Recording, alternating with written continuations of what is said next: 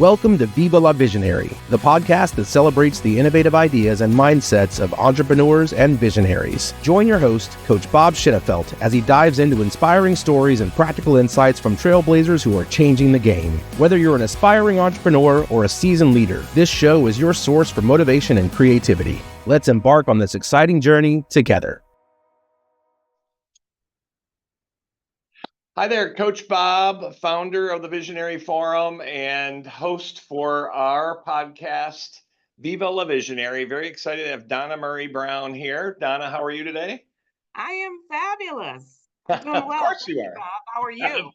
I'm fantastic and even better being here with you. So thank you very much. Donna is a visionary extraordinaire. I've learned a lot from you and a lot with you. So excited to have a conversation. So let's jump in. What do you feel, Donna, is your role as a visionary? Like, what are you accountable for? What is expected of you? What do you expect of yourself as a visionary? Yeah, I think it's so dynamic. When I think about just the idea of being a visionary, in some ways it's burdensome in a good way though. It's because you have these big ideas, or you have this concept of what could be. And I think the responsibility is bringing people to that. Right. I think lots of people are interested in being part of something either bigger than themselves or something where they feel like they can belong, but they struggle with that. And when they see or hear this vision that comes from visionaries, I think they get Right. excited. And honestly, as a visionary, you do need people to follow, right? Right. Along with you. And so I think it's the responsibility of bringing forth something that is big and attractive and that can bring others to the fold so you can make great things happen. I love that. I love that. And I think it's not even just see and hear, it's to feel the vision. Right. Absolutely. And so Yeah. that's why often it is hard to put it on black and white paper of what the vision is. And to me, a lot of our role is the energy and the vibe, which is a feeling. So I appreciate that. And it's interesting when you say burden, I kind of cringe, but I totally agree. Yeah. I feel like it's my job to have all the vision. And I'm realizing working with thousands of visionaries over the last 30 years, it's not all up to me and to come up with a vision, but it's also to inspire others that it's okay for them to have vision. And I There think you a go. lot, right. So I think a lot of times people are like, I don't know. Well, if you did know, what would it be? So yeah, I feel like ours is kind of to take different people's vision and organize it and see patterns and themes, but it's not like we just sit here and ohm and come up with a vision always. I fully agree with you on that. And so one thing I just want to go back to say, Sure. it's interesting that I didn't start off with the feeling part of it because I'm such a feeling You person. are. I lead from my heart. And I think what I hear you saying too, and something I subscribe to, is this idea of facilitation, right? It's facilitation and inspiring others. And I honestly think that's my purpose, right? I think Right. that's and holding that inside sometimes can feel burdensome because you're filled with so much and you want to understand how to share that, and you also want to understand how you can catalyze others to see that in themselves. Right. No, I And love if you don't do that, to me it feels like a burden that you're holding on to that, and you shouldn't be doing that. that. Right. But you also need to figure out how and what's the right place and way to facilitate that opportunity for others. Right. Well, and what I've witnessed with you as a leader is you are such a feeling person, and the way you articulate and facilitate that out of people with your words and your emotions and your smile and energy is amazing. So I appreciate and Yeah. respect that. So what, just a small little question. What's your purpose? Why are you on this planet? Uh, that's a small question. Oh my gosh, I hate to hear what the big questions are. Yeah, just Uh, wait. well, that's a small question that I ask myself daily to just really, and it's not that I don't necessarily know. I do know because in my heart, I know that I'm here to serve. I'm here Right. to support other people. I'm here to support their leadership. I absolutely love leadership. I love Right. leadership for myself. I love leading, and I also love to inspire and those who choose and want to be leaders. I love to bring that out in them. So I think when I think daily about my purpose, it is a purpose of service, but it's also of inspiring others. And sometimes it's to action, and Right. sometimes it is for leadership. Oh, I love that. And in our world of visionaries, we talk a lot about us visionaries letting go of the vine, which is Yes. trusting our people and trusting our process. And that's not easy to do, especially if we're there. So people just are like, well, okay, I want you told me to do it, but you're right here. So you really inspired me years ago when we started working together. And very early on, you said, okay, we are going to let go of the vine in a year because I'm going to be taking a couple months sabbatical. Yeah.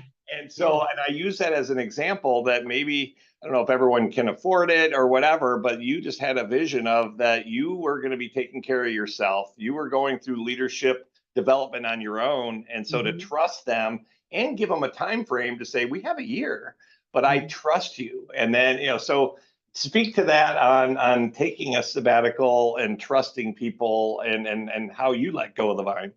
Yeah, so I was really honored to be able to have a sabbatical. So that was something that was provided to me by a local foundation. That it was a competitive process. I was invited into the process, and I was able to get resources to support me to take the sabbatical, but also to support my absence. And so to make sure that others who were going to be still at the organization, they were compensated for their Yeah, work, right? So I think that right, was important to operate with dignity and respect for those that would be carrying on work that I would not be present for. right, And so there were two pieces to that, or actually three. The trust is important, but the sabbatical came at a time that made sense for the organization, for me. But trust happened well before the sabbatical. It's the way that I think I lead, that right, I build others up so they can do their best work, be their best leader, um, do what they can. And so by the time we got to the sabbatical, it was not a lot of thought to say whether or not I trust these individuals to be at right, the organization and carrying on that. So that was one piece of it. The other piece was, in absence of me, as lots of the team love to depend on my vision for things. And right, as we right, said earlier, they have visions as well, right? It's this compilation of all of us working together, moving towards something. So this allowed space for their leadership and their vision of the work to move forward.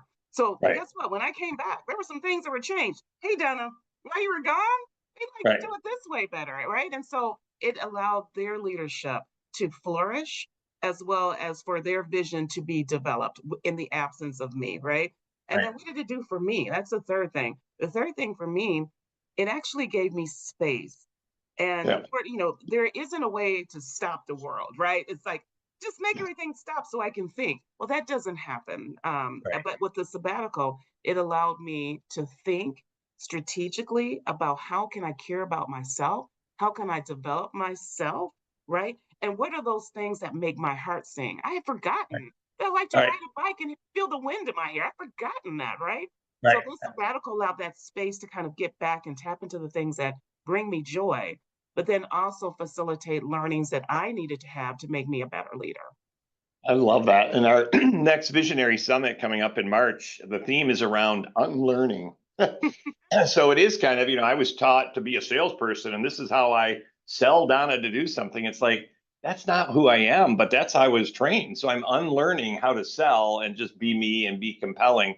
So I Yeah. appreciate that. And 25 years ago, when I went on a sabbatical, I was nervous to tell my team that I was going to do it. And they said, and they basically, it was one of the greatest moments of my life. They said, "You've been taking care of us for 8 years. It's time for us to take care of you." And it was like, wow. So I left for almost 2 months, came back, and I was all energized and ready to go. And they said, "Okay, hold on. We're glad you're back, but we don't want you doing the same stuff that you were doing before."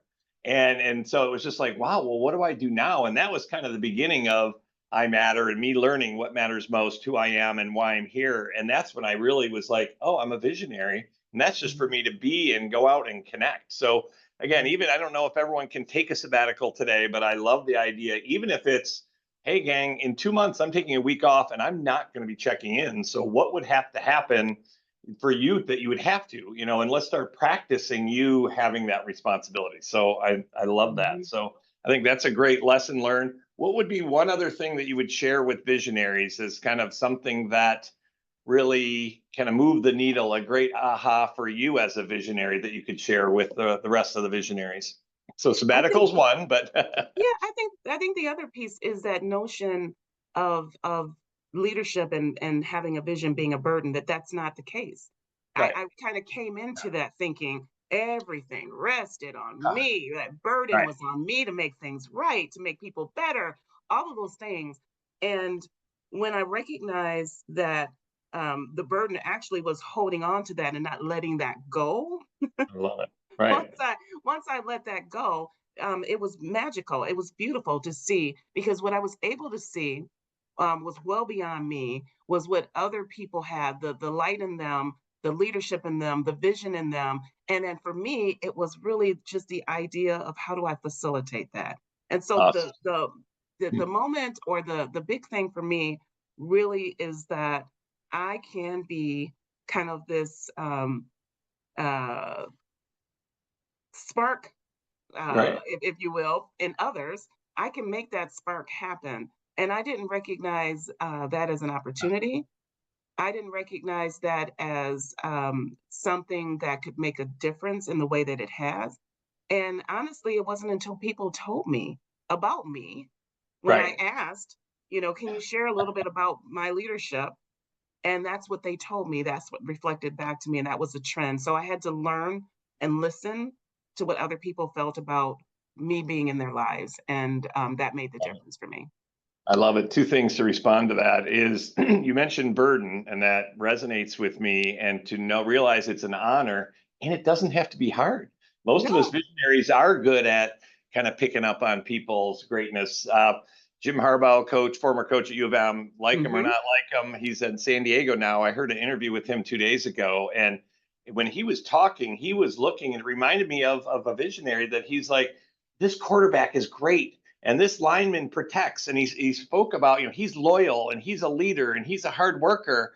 And then the person interviewing him said, a lot of times people say, oh, the team took on the likeness of the coach, and it seems like you're taking on the likeness of the team. And I Yeah. thought that was a really interesting analogy, and that's what I Yeah. think I'm good at. I know I'm good at, and most of us visionaries, again, I don't have to be the hero, but I kind of am the hero if I can help other people to realize that they're amazing.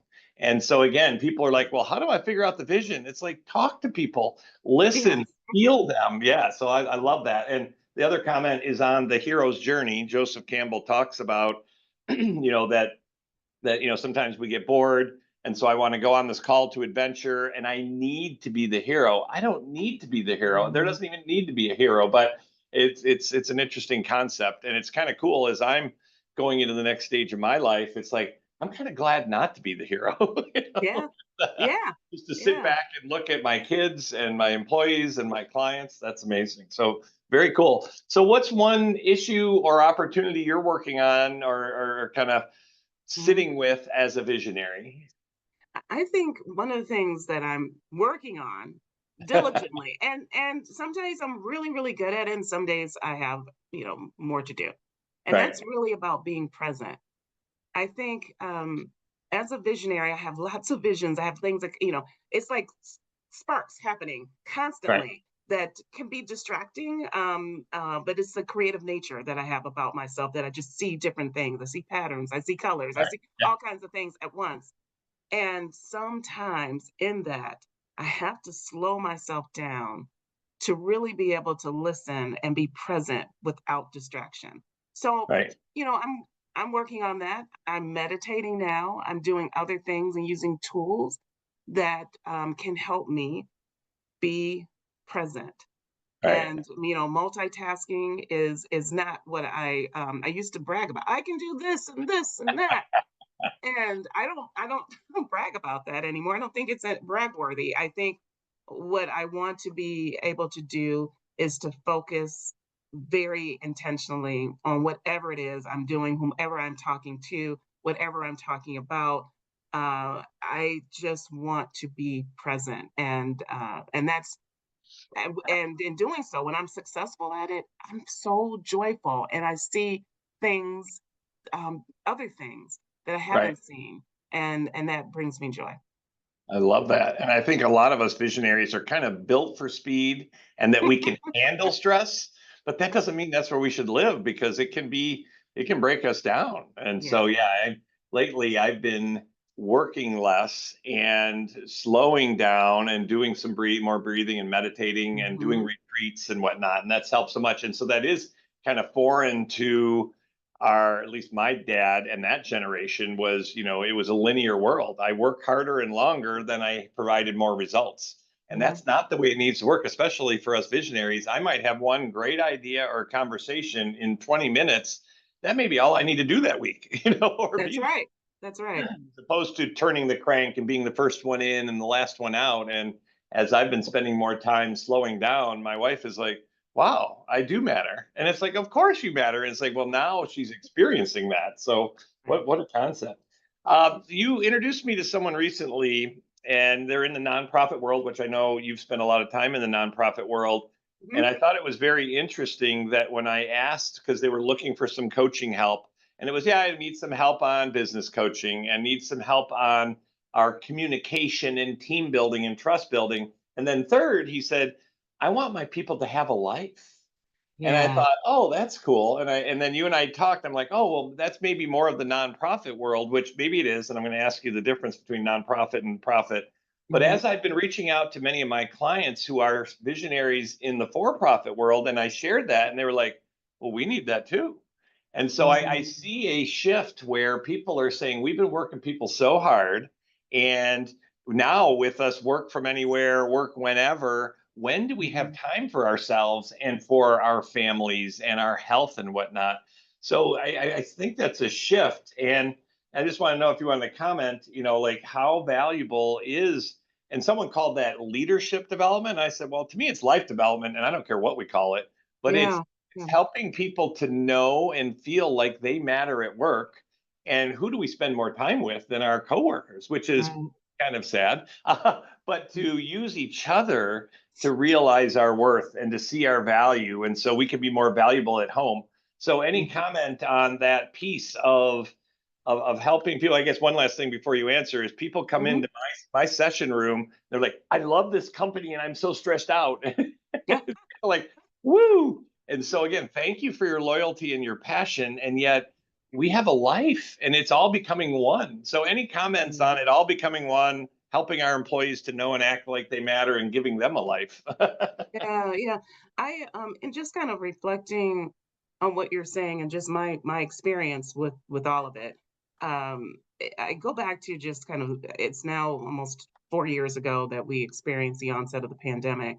Right. And it changed everything in terms of how we work. And I think it blurred the lines between our personal and professional lives in a way that we didn't expect, particularly when we started working from home.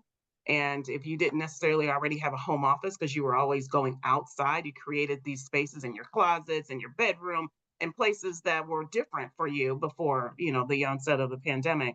And aside from that, it just didn't give you a line of demarcation between your personal life and your professional life. It's that Right. you felt like you could work longer because you were a little bit more comfortable. You could put your feet up while you're working, or maybe dress a little bit more comfortably than you would necessarily when you go into the office. And so I think a consequence, an unintended consequence of that is just the fact that we never stopped working. We just never Right. stopped working. And Right. and all of us, everyone in our families just kept doing whatever they were doing that kind of disrupted in a way, this idea of connection with our own Right. families. So I think that has created, I believe, a serious issue as it relates to Right. our well-being as humans, that we come to anything that we do fully, right? And if we're present, we're coming as our whole selves, and we're recognizing that all of this working and working and working is not it's not fulfilling who we are as a whole person. And so there's such conflict. Yeah, I love Right. to work. I love my job. It's amazing. But I also love my family and my relationships that I have, and I love my pets, and I love whatever the case may be. And Right. so I think there is this recognition. I work in the nonprofit sector currently, and it's because by nature, nonprofit organizations, particularly those that work with human services, they are working with others who have tremendous need, right? And Right. so when you're not, when you're working, and you are spent, and you're working with others that are dealing with just very difficult life challenges, those things can really burn someone out. And when I say burnout, I don't mean it casually. I mean it as an actual condition, right? Right. And so I think many of our nonprofits and private sector who are maybe they're building shareholder value, but in doing so, they are working hard to be able to do that. And then nonprofits are not they're working for the community and working hard to do that. Those two things have in common working hard and leveraging people beyond their capacity, Right. their Huh. emotional, mental, and physical capacity. And it has to stop for a couple of reasons. One, namely, is that our children, if you are at a certain age, your children are adults as well, and they're looking at you saying, "I don't want any of that. I don't want any Right. part of that." Right. So Right. we're not encouraging our future leaders to actually want to work like this, and they shouldn't. And the good Right. news is they're disrupting it. Those generations are Yeah, saying, they don't want to do enough that. already. We're not going to do that. And so Right. we really need to listen to them and take a page out of their playbook and say, this isn't for us. So there's an opportunity for us to really think through what does well-being look like for Right. our teams, for ourselves. And guess what? Here's another opportunity as a visionary, as a leader, to model that for them. So, you asked me about the sabbatical. That was a crazy, wacky idea. I mean, it was at the onset of the pandemic. Like my That's my right. pandemic, I mean, my sabbatical entered into the pandemic, and I didn't stop my sabbatical. I Right. did Good not, for you. right? Right. It was a Yeah. crazy, crazy time. But at the same time, because of that, the team knew that they could step back. It was okay to step back. All conditions are never going to be perfect for you to Right. step back, right? And so if you are afforded the opportunity to step back, do so. But if you're not, there are other things, tools, breathing you talked about, meditation, stepping away, figuring out your favorite things list and committing to doing those things. There's Right. lots of things to get, and it's not the balance because people talk about work life balance. I think the new term, and I like this, is harmony, work life Yeah. harmony. Yeah. So, how can we make our lives more harmonious? Right. And so that's what we're aiming for. Oh, I love that. And I had the great pleasure to have you on the mountain retreat several years ago. And to me, the two main themes that I get out of it each time for me and for the participants is it doesn't have to be that hard and it can be fun. And so when I'm in the business, it's do, and it's not necessarily fun. And so as I elevate my consciousness and my emotions and to get to work on the business and be in the business, and the same thing with my life, it just doesn't have to be that hard, and the to-dos are going to be there. And so to me, one of the things that I've realized for the Visionary Forum, my purpose is to cast an inspiring light on our kids.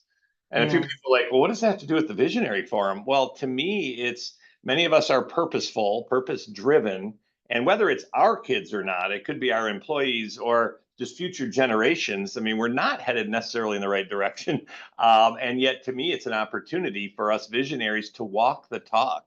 And so, Mhm. again, I'm not just here to coach visionaries. I love helping people to understand what's your vision. I mean, for my Yeah. son, a couple of years ago, I'm like, well, what do you want to do after high school? And he said, well, I don't know. I'm like, well, if you did know, what would that be? So to get him to start thinking about it, it doesn't have to be perfect. And we are going to fail once in a while, and or it's Yes. not going to be exactly how we are. And that's when we learn. Not that I look forward to the drama or to the issues, but sure enough, that's when it's a chance for me to regroup. And so even for my son to start to know that and put it out there, then he has this amazing opportunity that people are like, how did he do that? It's like, well, he created it by having a vision. So it's Yes. just interesting that, I mean, I think again, the pandemic wasn't a good thing. I get it.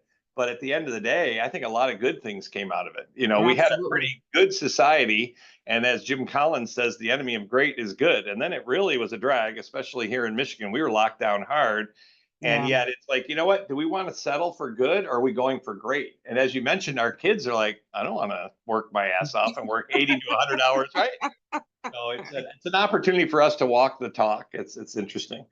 Well, very cool on that. And any other ahas that you had or things you can share about the mountain? I mean, it's Yeah. hard to explain going to the mountain for 4 days and going off the grid as a retreat, but anything either like what did you get out of it? How would you Mm. explain it?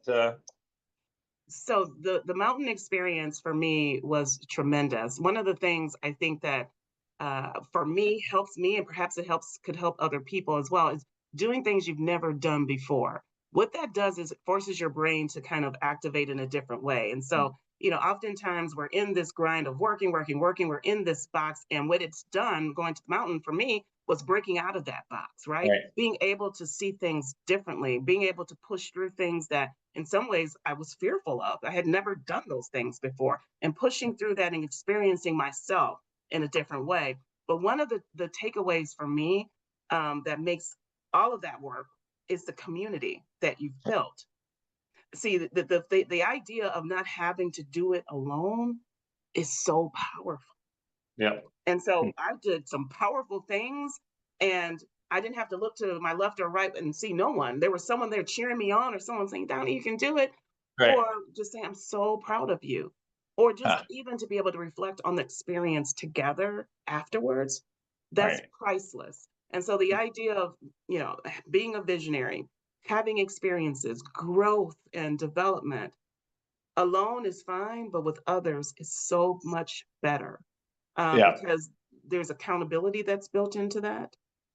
And then there's this ability to be propelled into your next and higher self. And that's what the mountain has done for me, I love continues that. to do for me. Well, thank you. And I love how when we have the summit and the mountain, and people have said the tools and the experiences are in me. And it's like, Yes, oh, that's amazing, right? yes. And when you mentioned the loneliness, I've done a few blogs and a podcast recently. And my wife said, boy, you talked a lot about being alone and feeling alone. And it was a month earlier. I'm like, I kind of forgot I even said that. But it's interesting because I think that's part of the human experience. We as kids at 6 years old or 8 years old or 15 years old. I mean, my dad missed one of my biggest games. And I still remember that. And he was at a lot of them. So it's just those Ah, little things that we can heal and let go and forgive. And it's okay to realize we're not alone. And again, it's you and I are not alone, our fellow visionaries. And at the end of the day, even if I'm sitting here by myself, I'm not alone. And that's where we talk about the spirit. So yeah, to not talk about God necessarily, but there is something greater that we can be yeah, attached to. And I don't have to look outside myself to feel proud, but boy, it helps me to have that community to help me to feel that I am not alone. So I appreciate those yeah. comments. That's huge, and that's the healing that we visionaries are doing. Is Yes, we're not afraid to be vulnerable to say I'm lonely or I'm scared or this is amazing. Holy shit, we're screwed. that's right. All the things, right? All the things. And having that community who also may be experiencing those things, but you can have a clear view to be able to Right, speak to them, and they can speak to you, because oftentimes when you're in the thick of that mess, whatever right, it is, you don't have a clear view, and you right, have someone that you can trust, that you trust, that can give you that clear view of yourself and right. of the situation oftentimes. Yeah. Love it. All right, and then the term, and you and I haven't even talked about this necessarily, but we Mhm, came up with the rally cry from probably 9 months ago mhm, of "Viva La Visionary," mm. and so what does that mean to you? That word, that cry, that celebration. What does "Viva La Visionary" mean to you? For me, it feels like it feels like I've got my tribe. It feels like it feels Right, like yes, acknowledgement of this notion of being a visionary and being with a collection of others and what it means in the life of a visionary. What does that mean? And also it feels well it's never ending. Like it's progressive. It is this idea around you're constantly growing and learning and developing and being right. that it's fluid. That's the word I want to. It's fluid, and that's what I really like about. That's what comes to mind for me. No, I appreciate that. And again, in this community of many visionaries realizing we need structure, and we do, we would not break through that ceiling of complexity without the structure. But settings too often we get blamed as the visionary, or we blame ourselves. And so it's interesting that when I left the business coaching community, people were like, we need people to be screaming from the top of the roofs to say visionaries matter. And we're no Yes. better than anyone else, but just there's about 8% of us that are these driven people that, to band together. And without vision, I think we're in trouble. And again, Oh, it's not just absolutely. about the visionaries, it's about helping others again to realize what's your vision. It's okay. Too Mhm. many people are just going through lives. And so that to me is the evolution. To me, this is the greatest time ever to be alive. And even having this wacky idea of the Visionary Forum and creating I Matter, which is our life operating system. It's like, who am I to do it? Well, who am I not to? And I Right. find a lot of us visionaries, we have a lesson that we're learning that we're teaching to others. Yes. And that's the thought leadership or the craft. So that would Hmm. be my final question. So what is it that you're here to teach? I know I mentioned or asked you about what's your role as a visionary. And again, maybe you already suggested it with the slowing down and the gratitude and the peacefulness, but what are you kind of a thought leader in as far as what you're learning and you're also teaching? I think and this is very recent. So for me, this a Right. recent discovery is that I am learning to embolden myself and embolden others. And so Hmm. what I mean by that is build confidence Yeah, and courage. love it. I'm learning that and I'm teaching that. That's amazing, and that to me is craft. And you've experienced the enlightened visionary journey, where it's okay. It's a business process, a life process, a peer group that's amazing. Do the work and do retreats. Be Mhm. coached and mentored. Become a thought leader, and then to coach and mentor, and then, as we say, live life beyond the vine. And so, what I find a lot of us visionaries, it's not I'm trying to teach people how to do a better Excel spreadsheet. No, it's I'm here to again be open and honest that I'm learning to unscatter the chatter up here, because I've got a lot of chatter going at Yes. 1,000 miles an hour, and that to not have shame around that, and that I'm learning to unscatter that. And so I've had one of my clients said, "You perplex me, Bob." And it's like, "What's that?" It's like, "Well, I have you on a pedestal because you seem to have your shit so together, and then when you're vulnerable, you're just as fucked up as I am." And it's like, and I'm like, Aren't I'm no we all? better, right? But I'm just being open and honest that it's like, you know what? I am optimistic, and I'm still learning and healing, and I keep elevating throughout my life. And so I think that's again part of the role of us visionaries. And you've taught me a lot on sincerity and spirit